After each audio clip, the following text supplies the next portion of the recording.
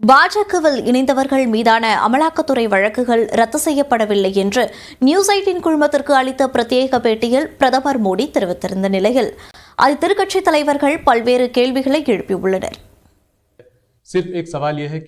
மக்களவைத் தேர்தல் நடைபெற்று வரும் பரபரப்பான சூழலில் நியூஸ் 18 குழுமத்திற்கு பிரதமர் மோடி பிரத்யேக நேர்காணல் அளித்தார். அப்போது பாஜகவில் இணைந்த எதிர்க்கட்சிகளைச் சேர்ந்த தலைவர்கள் 25 பேரில் 23 பேரின் வழக்குகள் கைவிடப்பட்டதாக எழுந்த புகார் குறித்த கேள்விக்கு பதிலளித்த பிரதமர் மோடி பாஜகவில் இணைந்தவர்கள் மீதான அமலாக்கத்துறை வழக்குகள் ரத்து செய்யப்படவில்லை என்று கூறினார். पॉलिटिकल लीडरशिप के केस कितने हैं भाई? ओनली 3%. 97% अच्छे ब्यूरोक्रेट जेल में है. आखिर के इन संस्थाओं का जन्म क्यों हुआ है भाई? अगर इन संस्थाओं का जन्म इसी काम के लिए तो काम नहीं करेगी क्या? और अदालत इतनी बड़ी है जी, किसी को जमानत नहीं दे रही है अदालत. முறைகேடு வழக்கில் மிகப்பெரிய அரசு அதிகாரிகளே சிறையில் இருப்பதாகவும் ஊழல் குற்றச்சாட்டுகள் சாதாரணமாக எடுத்துக் கொள்ளப்படாது என்றும் விளக்கம் அளித்தார். இந்நிலையில் பிரதமர் மோடியின் இந்த கருத்திற்கு எதிர்க்கட்சித் தலைவர்கள் பல்வேறு கேள்விகளை முன்வைத்துள்ளனர். 25,000 கோடி ரூபாய் ஊழல் வழக்கில் இருந்து அஜித் பவார் விடுவிக்கப்பட்டிருக்கும் நிலையில் முடித்து வைக்கப்பட்ட ஒரு வழக்கில் செந்தில் பாலாஜி சிறையில் அடைக்கப்பட்டிருப்பது பிரதமர் மோடிக்கு தெரியுமா என்று திமுக அமைப்பு செயலாளர் RS பாரதி கேள்வி எழுப்பியுள்ளார்.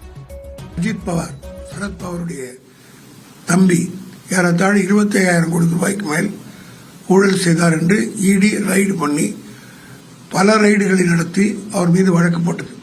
அந்த வழக்கு இன்றைக்கு எங்கே போனது? 25,000 கோடி பண்ணவங்களை உடனே விட்டுட்டாங்க, ஆக்ஷன் டிராப்ட். ஆனால் முடித்து வைக்கப்பட்ட வழக்கில் இருக்கக்கூடிய செந்தில் பாலாஜி இன்னும் சிறையில் இருக்கிறாரா இல்லையா? பாஜகவில் இணைந்த எதிர்க்கட்சி தலைவர்கள் மீதான ஊழல் வழக்குகள் ரத்து செய்யப்படவில்லை என்று உண்மைக்கு புறம்பாக பிரதமர் மோடி பேசி வருவதாக காங்கிரஸ் மாநில தலைவர் செல்வ பெருந்தகை விமர்சித்துள்ளார். அவர் எந்த காலத்துல பிரதமர் நரேந்திர மோடி உண்மையை பேசியிருக்காரு? இப்ப போய் உண்மையை பேசுறதுக்கு கொடுத்த வாக்குறுதி எல்லாம் ஜும்லா நீட்டாரு, தமாஷுக்கு சொன்னிட்டாரு.